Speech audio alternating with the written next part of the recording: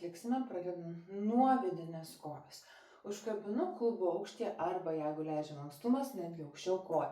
Pradedu nuo tiesaus kelio, pagaunu stulpą grynai ties kelio linkiu ir užlinkiu. Įsitikinu, kad užfiksuotas sulipimas.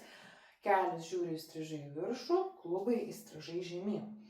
Apytiksliai sprindžio atstumu ta pati vidinė ranka ties alkūne užgniaužia stulpą. Paimu su kita ranka virš alkūnės, kol kas papildomai pasilaiko.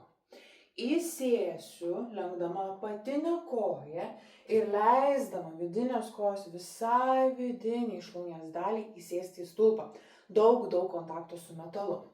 Tuomet paleisiu išorinę koją, su užkabinta ranka pagriebsiu aplink kelį, nesvarbu aukščiau ar žemiau, ir paleisiu išorinę ranką. Tai yra mūsų galutinė pozicija. Parodau įėjimą iš kitos pusės iš galo.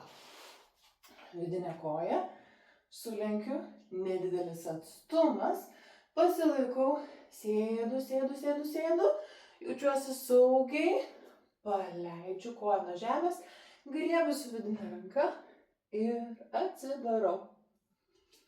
Šį judesį taip pat galime atlikti ant besisukančio stulpo.